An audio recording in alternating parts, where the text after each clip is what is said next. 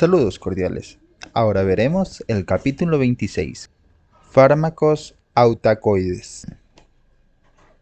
Los autacoides, también llamados autocoides, son sustancias producidas por tejidos neurales y no neurales de todo el cuerpo, que actúan a nivel local para modular la actividad del músculo liso, los nervios, las glándulas, las plaquetas y otros tejidos. Varios autacoides actúan como neurotransmisores en el sistema nervioso central, o como sustancias del sistema nervioso intestinal, que inerva el tubo digestivo y los órganos internos. Los autacoides regulan determinados aspectos de la función gastrointestinal, uterina y renal, y participan en el dolor, la fiebre, la inflamación, las reacciones alérgicas, el asma, los trastornos tromboembólicos y otras alteraciones patológicas.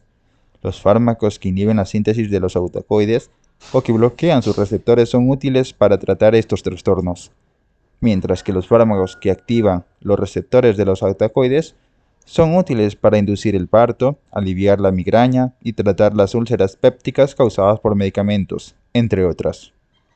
Los autacoides incluyen monoaminas como la histamina y la serotonina, y derivados de ácidos grasos como las prostaglandinas y los leucotrienos. Los autacoides activan receptores de membrana específicos en los tejidos diana, la mayoría de ellos del tipo de receptores acoplados a proteína G. Sus efectos generalmente están restringidos al tejido en el que se forman, aunque en condiciones patológicas se pueden liberar hacia la circulación sistémica cantidades extraordinariamente grandes de autacoides. Entre estos trastornos están el tumor carcinoide y el shock anafiláctico, que llevan a la liberación de cantidades abundantes de serotonina e histamina, respectivamente, que ejercen efecto sistémico, incluyendo efectos sobre el sistema nervioso central. La mayoría de los autacoides son metabolizados rápidamente a compuestos inactivos, como ocurre con las prostaglandinas, y algunos autacoides recaptados por los tejidos, como se pone de manifiesto por la presencia de proteínas transportadoras para la recaptación de 5-hidroxitriptamina en las neuronas y en las células periféricas. Este capítulo ofrece información básica sobre los autacoides y revisa los muchos tipos de fármacos que incluyen en sus efectos. Este capítulo ofrece información básica sobre los autacoides y revisa los muchos tipos de fármacos que influyen en sus efectos. Algunos fármacos autacoides se abordan a fondo en este capítulo, mientras que otros capítulos ofrecen más detalles sobre otros. Histamina y fármacos relacionados. Biosíntesis y liberación de la histamina. La histamina es una amina biógena producida principalmente por los mastocitos y los basófilos, que son particularmente abundantes en la piel, el tubo digestivo y el aparato respiratorio. También producen histamina las células parácrinas del fondo gástrico, donde estimulan la secreción de ácido por las células parietales. La histamina también actúa como neurotransmisor en el sistema nervioso central. Se forma histamina cuando se descarboxila el aminoácido histidina en una reacción catalizada por la enzima L-histidina descarboxilasa. La histamina se almacena en gránulos, en los mastocitos y los basófilos hasta que es liberada. Se libera de los mastocitos cuando la inmunoglobulina E, unida a las membranas, interactúa con un antígeno correspondiente a esa inmunoglobulina E y lleva a la degranulación de los mastocitos. Este proceso se puede bloquear con cromoglicato sódico y otros fármacos respiratorios relacionados, como se describe en el capítulo 27. Algunos otros estímulos pueden llevar también a la liberación de histamina desde los mastocitos.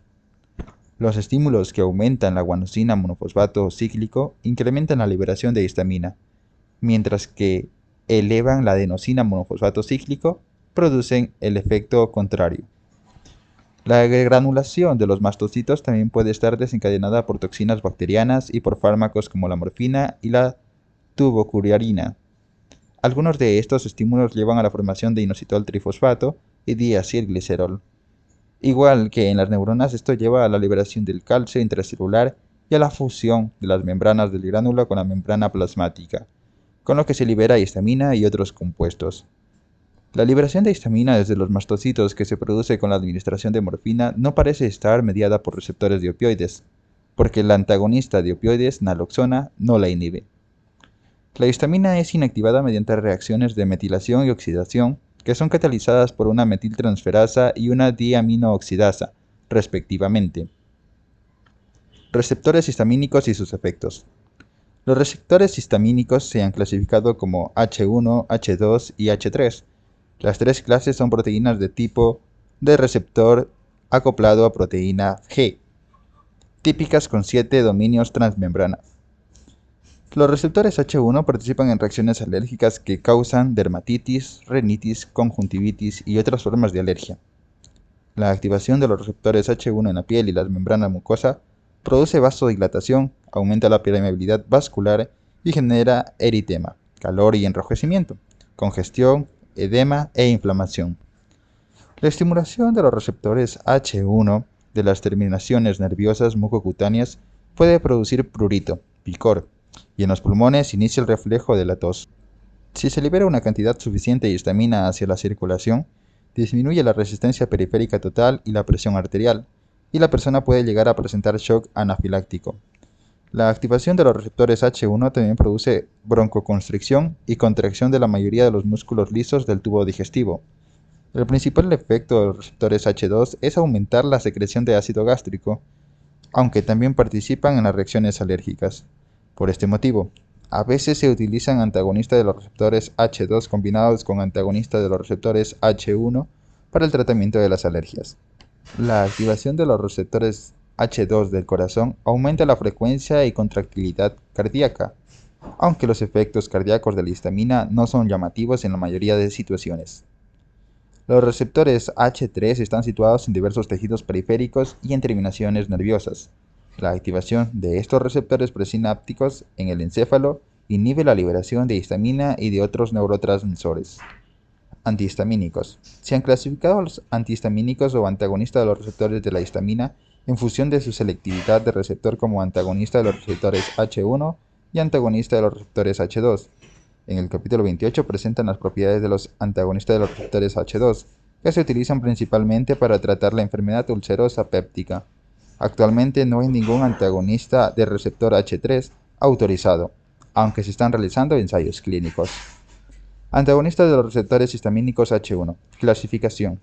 El siguiente análisis se centra en las propiedades y los usos de los 4 grupos de antagonistas de los receptores H1.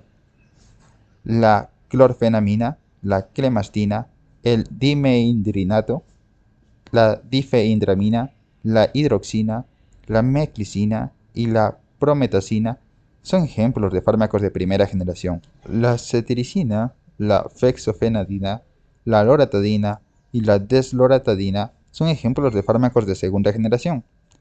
Los fármacos de estos dos grupos se pueden administrar por vía oral o parenteral. Una diferencia importante entre estos dos grupos es que los antihistamínicos de primera generación pasan al sistema nervioso central y producen sedación, mientras que los antihistamínicos de segunda generación no atraviesan de forma significativa la barrera hematoencefálica.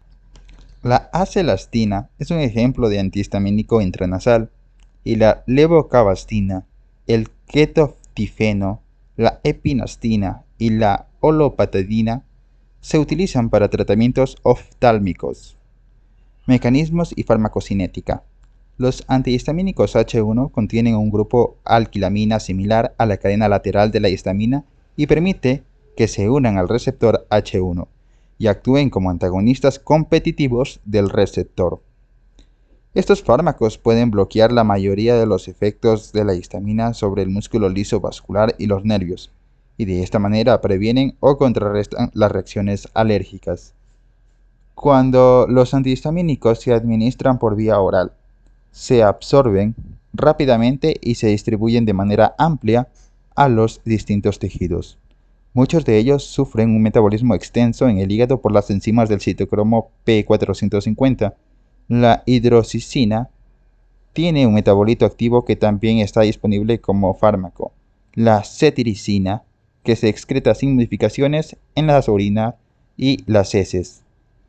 La acelastina es un antihistamínico H1 comercializado como inhalador nasal para el tratamiento de la rinitis alérgica. Bloquea los receptores H1 e inhibe la liberación de histamina desde los mastocitos, con mucha más potencia que el cromoglicato sódico y la teofilina.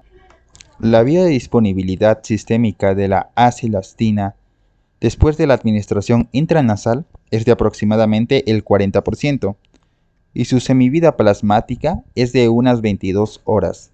La acelastina es metabolizada por las enzimas del citocromo P450 hasta un metabolito activo, la desmetilacelastina, una sustancia cuyas concentraciones plasmáticas son el 20 al 30% de las concentraciones de la acelastina. La acelastina y su metabolito principal son antagonistas del receptor H1. El fármaco sin modificar y su metabolito activo se excreta principalmente en las heces. Efectos farmacológicos e indicaciones. Todos los antihistamínicos H1 tienen la misma eficacia en el tratamiento de las alergias, aunque difieren mucho en sus propiedades sedantes, antieméticas y anticolinérgicas. Los antihistamínicos de segunda generación producen poca o ninguna sedación, y por ello suelen preferirse para el tratamiento de las alergias. Los antihistamínicos generalmente son más eficaces cuando se administran antes de la exposición a un alergeno que después. Por lo tanto, las personas con alergias estacionales, como la rinitis alérgica, deben tomarlos de manera regular durante toda la estación de alergias. Antihistamínicos de primera generación.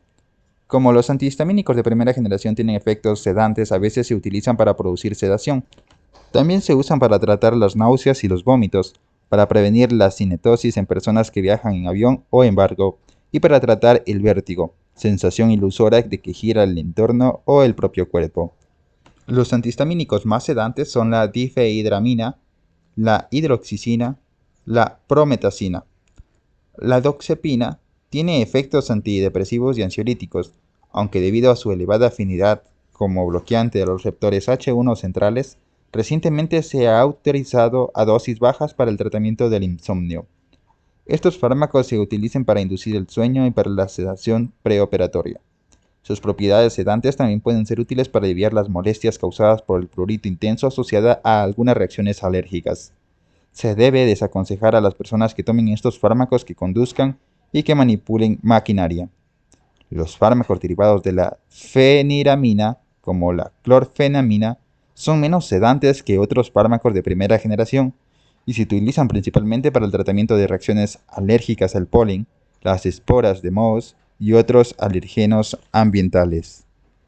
La meclicina, la difeidramina, la hidroxicina y la prometacina tienen mayor actividad antiemética que otros antihistamínicos. La meclicina es menos sedante que la difeidramina, la hidroxina y la prometacina, por lo que se utiliza con frecuencia para prevenir la cinetosis y tratar el vértigo.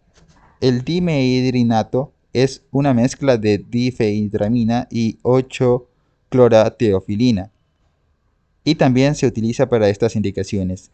A menudo se utilizan supositorios de prometacina para aliviar las náuseas y los vómitos asociadas a diversos trastornos, y se usa la doxilamina con vitamina B6, piridoxina, para el tratamiento de náuseas matutinas en las embarazadas. Antihistamínicos de segunda generación. Los fármacos de segunda generación carecen de actividad antiemética, por lo que su uso está limitado al tratamiento de las alergias. Ninguno de estos fármacos produce sedación intensa. Sin embargo, la cetiricina tiene mayor probabilidad de causar algo de sedación que los otros antihistamínicos de segunda generación. Siguiendo la tendencia habitual en la industria farmacéutica de comercializar el enantiómero activo de los fármacos racémicos ya disponibles, actualmente se dispone también de levocetiricina. Como la fexofenadina tiene una semilla más corta, se debe tomar 2 veces al día, mientras que los otros fármacos de segunda generación se toman una vez al día.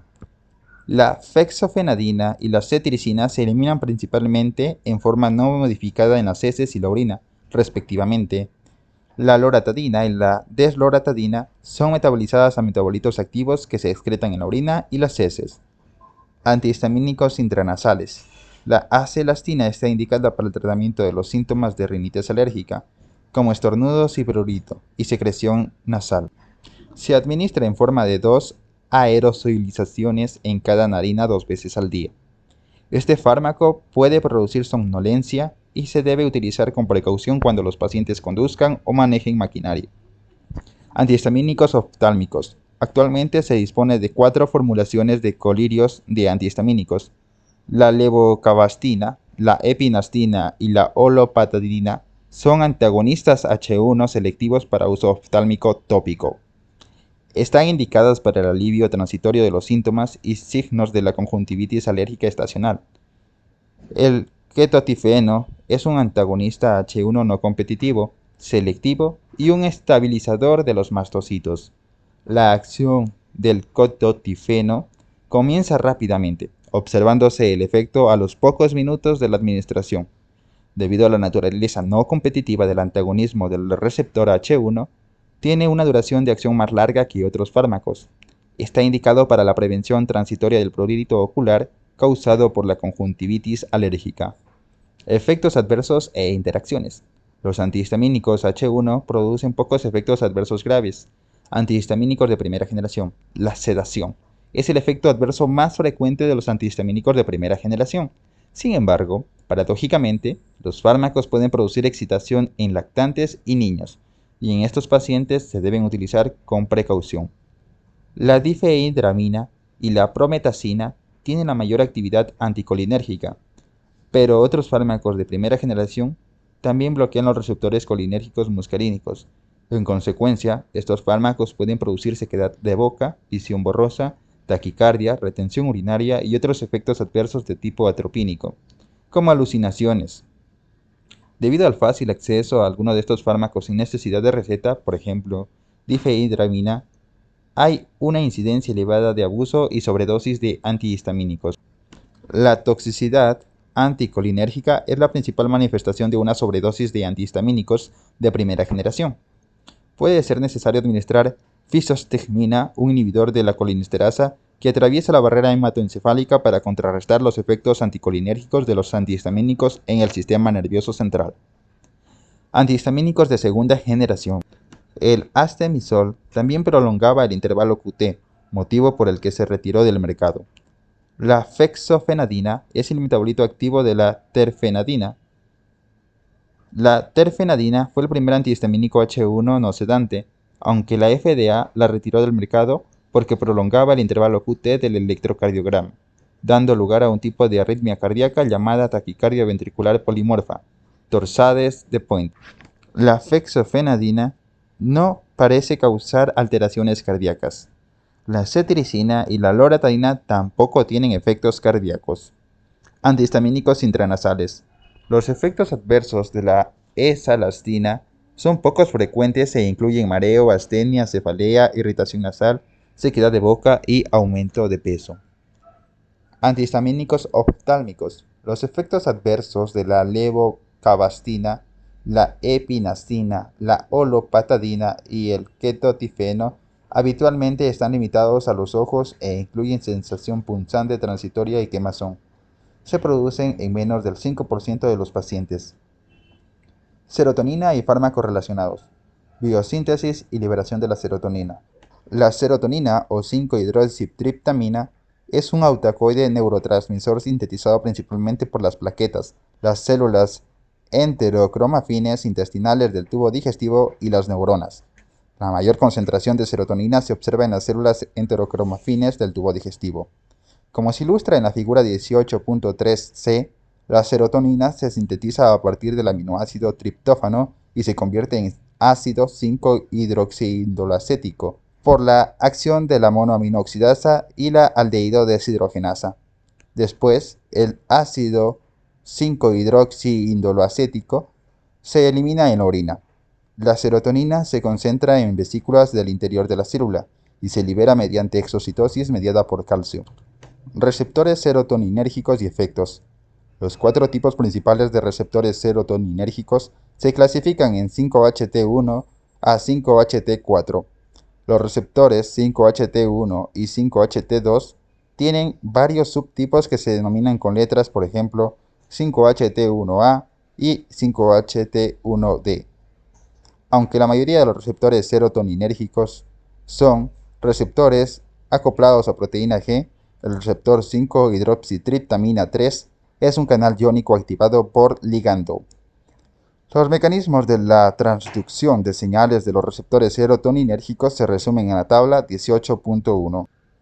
En los tejidos periféricos, los efectos fisiológicos de la serotonina incluyen agregación plaquetaria, estimulación de la motilidad gastrointestinal y modulación de la contracción del músculo liso vascular. La serotonina produce vasoconstricción de la mayoría de los lechos vasculares y contracción de la mayoría de los músculos lisos. En el sistema nervioso central, la serotonina participa en la regulación del estado de ánimo, el apetito, el sueño, el procesamiento emocional y el procesamiento del dolor. Los fármacos que afectan a la actividad de la serotonina se clasifican como agonistas serotoninérgicos, antagonistas serotoninérgicos e inhibidores de la recaptación de la serotonina. En este mismo capítulo se mencionan algunos ejemplos que se analizan con detalles en otros capítulos. Agonistas serotoninérgicos. Se han desarrollado agonistas serotoninérgicos para el tratamiento de diversos trastornos específicos. Se utiliza la buspirona, un agonista parcial que actúa en el receptor 5-hidroxitriptamina 1A para tratar la ansiedad y la depresión. El sumatriptán y los compuestos relacionados llamados triptanos y algunos fármacos ergotamínicos son agonistas de los receptores 5-hidroxitriptamina 1D y 1B y se utilizan para tratar la migraña.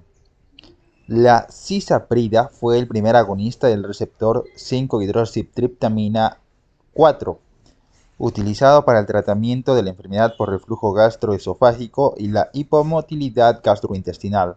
La activación de los receptores 5-hidroxitriptamina 4 incrementa la acción peristáltica del tubo digestivo, por lo que es útil para el tratamiento tanto de la enfermedad por reflujo gastroesofágico como de la hipomotilidad gastrointestinal. Sin embargo, en Estados Unidos se retiró del mercado la cisaprida en 2000, después de que la vigilancia post-comercialización mostrara el riesgo de una prolongación infrecuente, pero a veces mortal, del intervalo QT en el registro electrocardiográfico, síndrome de QT largo. Se autorizó un nuevo agonista 5-hidroxitriptamina 4, el tegaserot, para una indicación más estrecha en mujeres que tienen síndrome del intestino irritable con estreñimiento como síntoma principal, aunque recientemente se ha retirado del mercado por un aumento del riesgo de infarto de miocardio y de accidente cerebrovascular. Sin embargo, todavía está disponible en el protocolo de un nuevo fármaco en investigación para tratamientos urgentes en pacientes a los que no se pueda tratar de manera eficaz con ningún otro fármaco. La lorcacerina es un nuevo fármaco antiobesidad que actúa como agonista del receptor serotoninérgico 5-hidroxitriptamina 2C. Se piensa que la lorcacerina reduce la ingesta de alimentos y favorece la saciedad por la activación selectiva de los receptores 5-hidroxitriptamina 2C en las neuronas productoras de proopiomelanocortina, situadas en el hipotálamo. Se desconoce el mecanismo de acción exacto. Igual que otros fármacos serotoninérgicos, la lorcacerina se asocia a riesgo de síndrome serotoninérgico. La flibanserina es un nuevo y controvertido fármaco indicado para el tratamiento de mujeres premenopáusicas con trastorno de deseo sexual hipoactivo, que se caracteriza por un bajo deseo sexual que produce sufrimiento o problemas interpersonales y que no se debe a enfermedades médicas o psiquiátricas coexistentes, a los efectos de un fármaco o de otra droga, o a problemas de relación con la pareja sexual. La flibanserina tiene una advertencia especial de síncope grave cuando se consume con alcohol, en pacientes con disfunción hepática y con otros determinados fármacos que inhiben el metabolismo de la flibanserina.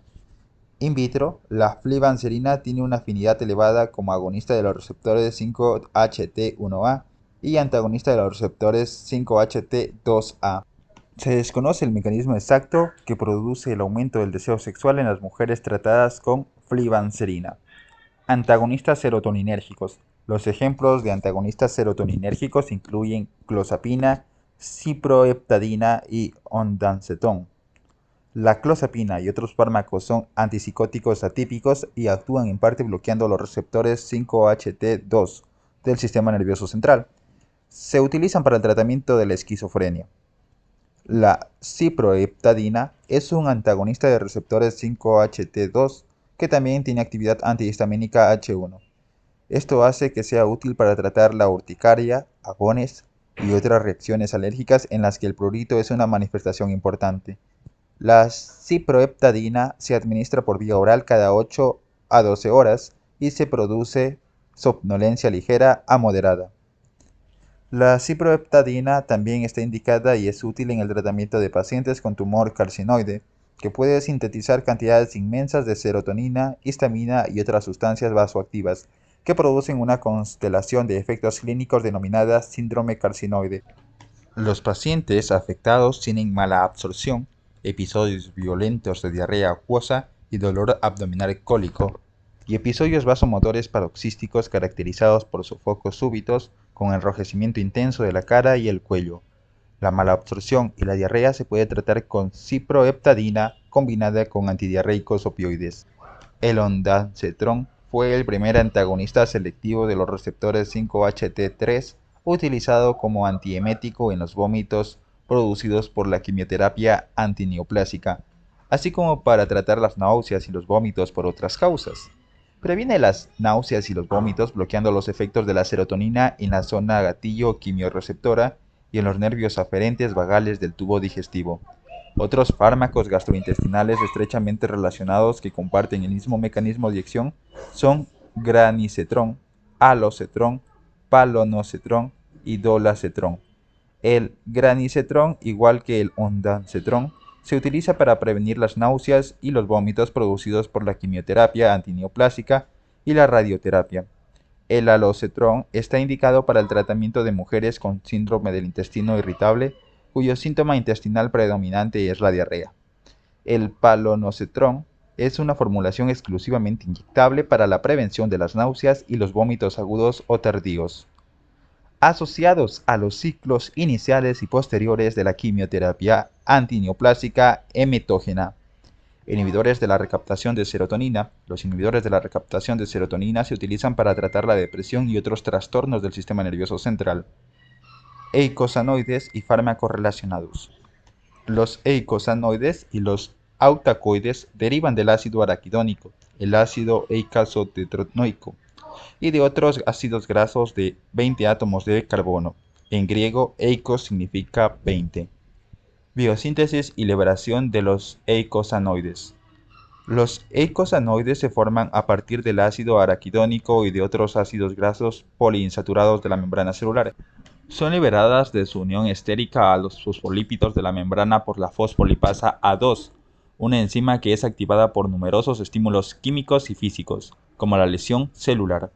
Los dos grupos principales de eicosanoides son las prostaglandinas y los leucotrienos, cuya formación comienza con reacciones catalizadas por la ciclooxigenasa y la 5-lipooxigenasa, respectivamente. Como se muestra en la figura 26.2, las reacciones posteriores convierten los productos de estas reacciones en prostaglandinas y los leucotrienos específicos. A cada prostaglandina y leucotriena se le asigna una letra y un número en subíndice. Por ejemplo, prostaglandina E2. La letra se refiere a la estructura anular específica de la sustancia y el número en subíndice indica el número de dobles enlaces de las cadenas de ácido graso. Los productos finales de los eicosanoides sintetizados en las personas que consumen una alimentación occidental típica proceden principalmente del ácido araquidónico, que contiene 4 dobles enlaces de carbono.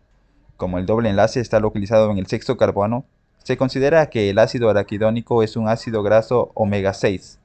Cuando se consume una alimentación rica en pescado de aguas frías o en productos de origen vegetal, las membranas celulares contienen un ácido graso omega 3, el ácido eicosapentaenoico, con 5 dobles enlaces, comenzando en el carbono de la tercera posición. Es también un precursor de productos de eicosanoides, aunque estos productos tienen actividades biológicas diferentes a las de los eicosanoides generados a partir del ácido araquidónico. Por ejemplo, las prostaglandinas derivadas de los ácidos grasos omega 6 tienen propiedades vasoactivas y de agregación plaquetaria distintas a las de prostaglandinas derivadas de los ácidos grasos omega 3. Después de su síntesis, los eicosanoides son liberados de la célula para ejercer sus efectos locales sobre los tejidos circundantes. Al contrario que otros autacoides, no hay datos de almacenamiento vesicular ni de la exocitosis mediada por calcio para los eicosanoides que hay dentro de la célula. Debido a esto, la síntesis de los eicosanoides coincide con su liberación a través de la membrana celular y hacia los otros tejidos circundantes. Receptores de eicosanoides y efectos. Todos los eicosanoides liberados de forma natural tienen una vida corta y una acción local. Los fármacos eicosanoides aparecen como preparados purificados de la misma sustancia que aparece de forma natural o como análogos sintéticos estrechamente relacionados. Las prostaglandinas ejercen sus efectos sobre el músculo liso, la agregación plaquetaria, la neurotransmisión, la secreción glandular y otras actividades biológicas mediante la activación de receptores de prostanoides específicos en los tejidos diana. Estos receptores son proteínas acoplados a proteína G, que reciben su nombre según la prostaglandina que se une con mayor afinidad y selectividad. El receptor de prostanoides para la prostaglandina D2 es DP. El receptor para la prostaglandina E2 es EP. Y así sucesivamente, para identificar los ligandos de los receptores FP, IP y TP tromboxano. Hasta la fecha se han identificado 4 tipos de receptores EP, denominados EP1 a EP4, 2 tipos de receptores de P, D1 y D2, y un tipo de receptores FP, IP y TP. Las vías de transducción de señales de los receptores de prostanoides son variadas y están mediadas por proteínas G, que aumentan o reducen la adenosina monofosfato cíclico, o por la vía de la diacilglicerol inositol trifosfato. Los tromboxanos, que son sustancias derivadas de la síntesis de las prostaglandinas, también actúan sobre el músculo liso y la agregación plaquetaria. Diferentes tipos de tromboxanos y prostaglandinas tienen diferentes efectos farmacológicos que muchas veces son contrapuestos. El eicosanoide liberado por un tejido o célula dependerá del conjunto particular de enzimas sintéticas que contiene la célula, mientras que la agregación plaquetaria es estimulada por el tromboxano A2, es inhibida por la prostaciclina, prostaglandina I2, PGI2, que se libera principalmente en las células endoteliales vasculares y sirve para prevenir la agregación plaquetaria en condiciones normales. Por el contrario, el tromboxano A2 se produce y libera solo cuando se lesiona un vaso sanguíneo, momento en el cual la adhesión de las plaquetas al endotelio vascular activa las plaquetas y lleva a la síntesis y la liberación de tromboxano A2. En algunos casos, el ácido graso precursor de una prostaglandina o de un tromboxano tiene un efecto importante sobre su actividad biológica.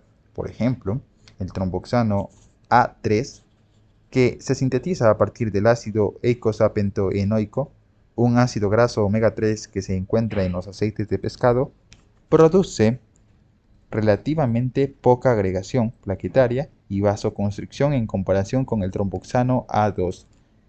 Esta diferencia puede explicar en gran medida la correlación entre el aumento del consumo de aceite de pescado y la menor incidencia de episodios tromboembólicos, accidente cerebrovascular e infarto de miocardio en algunas poblaciones nativas. La prostaglandina E2 y la prostaglandina I2 producen vasodilatación en varios lechos vasculares. Estas prostaglandinas parecen particular en el mantenimiento del flujo sanguíneo pulmonar y también tienen como función mantener la permeabilidad del conducto arterioso hasta que llega el momento de su cierre. En los riñones, la prostaglandina E2 y la prostaglandina I2 son vasodilatadores y tienen función importantes en la modulación del flujo sanguíneo renal y el filtrado glomerular. Estas acciones son particularmente importantes en pacientes con insuficiencia renal y en ancianos. Las acciones renales de las prostaglandinas también parecen ejercer un efecto antihipertensivo, en parte porque aumentan la excreción de agua y sodio. Como los antiinflamatorios no esteroideos inhiben la síntesis de prostaglandinas, su uso puede causar o empeorar los trastornos renales y contrarrestar el efecto antihipertensivo de los fármacos antihipertensivos que se toman de manera simultánea. Muchas prostaglandinas, como la prostaglandina E2 y la prostaglandina F2-alfa, estimulan la contracción uterina y aumentan la motilidad del tubo digestivo. Su actividad uterina es la base de varias aplicaciones terapéuticas, mientras que sus acciones en el tubo digestivo pueden producir acontecimientos adversos, por ejemplo diarrea y dolor intestinal cólico.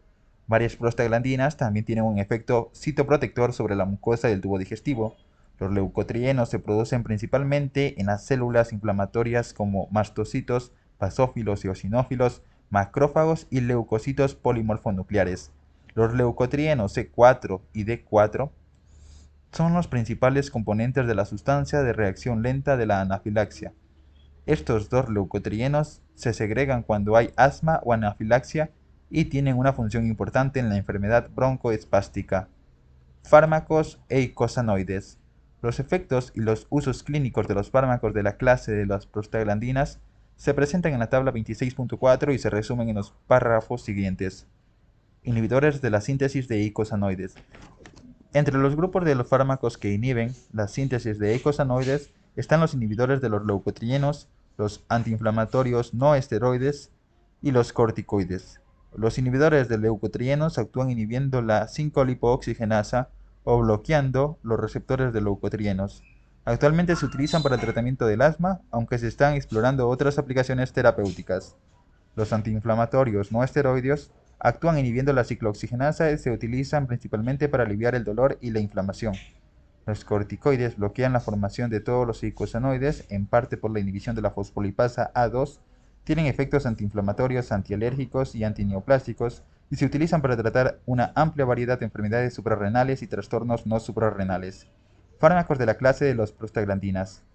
Prostaglandina E1 y derivados de la prostaglandina E1. El alprostadil es idéntico a la prostaglandina E1 natural y está disponible en varias formulaciones para usos clínicos específicos. El alprostadil se administra mediante la infusión intravenosa continua para mantener la permeabilidad del conducto arterioso en recién nacidos pendientes de ser operados por algunos tipos de cardiopatías congénitas, tanto cianóticas, atresia o estenosis pulmonar, atresia, tricuspidia, tetralogía de Fallot y transposición de los vasos grandes, como acianóticas, coartación aórtica y ventrículo izquierdo hipoplásico. El alprostadil está disponible en formulaciones inyectables, en gránulos y en crema para tratar la disfunción eréctil en varones. Para ello se inyecta el fármaco en los cuerpos cavernosos del pene o se inserta gránulos de liberación lenta o varias gotas de crema en el meato uretral. Los efectos adversos en los hombres tratados con alprostadil incluyen dolor peniano, fibrosis peniana, priapismo, erección persistente, sofocos, diarrea, cefalea y fiebre. A la vista del aumento del uso de fármacos orales como sildenafilo, tadalafilo y vardenafilo para tratar la disfunción eréctil, es probable que el alprostadil, pese a estar limitado a aquellos pacientes en los que están contraindicados los ya mencionados y populares fármacos. El misoprostol es un análogo sintético de la prostaglandina E1, disponible en una formulación administrada por vía oral para la prevención de las úlceras gástricas y las úlceras duodenales inducidas por los antiinflamatorios no esteroideos. El tratamiento con misoprostol es particularmente útil en los pacientes que toman antiinflamatorios no esteroideos de manera crónica para aliviar los síntomas de la artritis y de otras enfermedades inflamatorias. El misoprostol actúa localmente sobre la mucosa del tubo digestivo y ejerce un efecto citoprotector al inhibir la secreción de ácido gástrico y aumentar la secreción de bicarbonato por las células de la mucosa. La diarrea, uno de los efectos adversos más frecuentes del misoprostol, se puede minimizar comenzando el tratamiento con una dosis del fármaco y aumentándola gradualmente. En las embarazadas, el misoprostol está absolutamente contraindicado porque puede estimular las contracciones uterinas e inducir el parto prematuro. El misoprostol también está aprobado como abortivo en combinación con el antagonista del receptor de progesterona mifepristona, RU 486. Cuando se utilizan combinados, la mifepristona y el misoprostol tienen una eficacia del 95 al 97% si se utiliza en las primeras 2 semanas del embarazo. Derivados de las prostaglandinas E2 y F2-alfa. La dinoprostona y el carboprostrometamina son fármacos de la clase de las prostaglandinas que tienen actividad oxitóxica e incrementan las contracciones uterinas de las embarazadas. La dinoprostona es una formulación de la prostaglandina E2 que aparece de forma natural, mientras que el carboprost es un derivado sintético de la prostaglandina F2-alfa. La dinoprostona está disponible como implante vaginal, gel o supositorio. En embarazadas se aplica el implante vaginal o el gel en la vagina o el cuello uterino para producir maduración cervical antes de la inducción del parto. El implante puede aportar una dosis más precisa que el gel. El supositorio, que se utiliza para evacuar el contenido uterino en caso de muerte fetal intrauterina, mola hidatídica benigna o aborto inducido en el segundo trimestre. El carboprost se administra por vía intramuscular para controlar la hemorragia puerperal cuando han fracasado otras medidas y para inducir un aborto abortivo. Puede producir sofocos, diarrea, vómitos, alteraciones de la presión arterial, visión borrosa, dificultad respiratoria y otras reacciones adversas. El latanoprost fue el primer fármaco de la clase de los prostaglandines indicados para el tratamiento del glaucoma. Se administra por vía tópica en forma de colirio y se utiliza para tratar el glaucoma de ángulo abierto resistente a otros tratamientos farmacológicos. El latanoprost es un análogo de la prostaglandina F2-alfa que actúa sobre los receptores Fp y aumenta el flujo de salida de humor acuoso a través de la vía uveoscleral. Puede alterar el color del iris y producir un cambio permanente del color del ojo porque aumenta la cantidad de melanina en melanocitos. Otros agonistas sintéticos del receptor Fp desarrollados para reducir la presión intraocular en pacientes con glaucoma de ángulo abierto o hipertensión ocular son vidamuprost, travoprost y tafluprost, prostaglandina I2 y sus derivados. El epoprostenol es una formulación de la prostaglandina I2, prostaciclina. Se utiliza para tratar la hipertensión arterial pulmonar. El epoprostenol actúa sobre los receptores IP, dilata los vasos sanguíneos pulmonares y aumenta el flujo sanguíneo pulmonar, lo que contrarresta las consecuencias fisiopatológicas de la hipertensión pulmonar. El fármaco se administra mediante la infusión intravenosa continua y la dosis se ajusta según la mejoría clínica y los efectos adversos. Las reacciones adversas más frecuentes incluyen sofocos, taquicardia, hipotensión, diarrea, náuseas, vómitos y síntomas pseudogripales. El treprostinil es un análogo de la prostaciclina estable que tiene una semivida de 2 a 4 horas y se puede administrar de forma segura mediante infusión subcutánea continua a través de un catéter subcutáneo autoinsertado utilizando una bomba de microinfusión diseñada específicamente para la administración subcutánea de fármacos. Está aprobado para reducir los síntomas, por ejemplo, dificultad respiratoria, asociados a la actividad física en pacientes con hipertensión arterial pulmonar. Antagonistas de la endotelina 1. La endotelina 1 es un autocoide peptídico sintetizado por las células endoteliales vasculares. Activa los receptores ETA y ETB del músculo liso vascular y otros tejidos. Las consecuencias de la activación del receptor ETA son vasoconstricción y proliferación celular, y los receptores ETB median la vasodilatación, la antiproliferación y el aumento de la eliminación de la ET1. La endotelina 1 o ET1 puede tener la actividad fisiológica de contrarrestar la vasodilatación producida por el factor relajante de la endotelina, óxido nítrico, aunque las concentraciones del péptido ET1 están aumentadas 10 veces en las arterias pulmonares de los pacientes con hipertensión arterial pulmonar. Parece que la endotelina 1 también contribuye a la disfunción cardíaca durante la reperfusión después del tratamiento trombolítico en pacientes que han sufrido un infarto agudo de miocardio. El bosentan es un antagonista dual de los receptores ETA y ETB, autorizado para tratar la hipertensión arterial pulmonar. En ensayos clínicos se han visto que mejoran significativamente la distancia recorrida en 6 minutos en pacientes con hipertensión arterial pulmonar de clase 3 o 4, a la vez que reduce la resistencia vascular pulmonar y la disnea. Se administra por vía oral y generalmente se tolera bien, aunque el 11% de los pacientes han tenido elevación de las concentraciones de transaminasas séricas. Por este motivo se deben monitorizar las pruebas de función hepática en la situación basal y después de cada mes en los pacientes que tomen bosentan. De acuerdo con estudios en animales, es muy probable que el bosentan produzca malformaciones graves si lo utilizan embarazadas, y está contraindicada durante el embarazo y en mujeres de edad fértil que no utilicen anticonceptivos hormonales.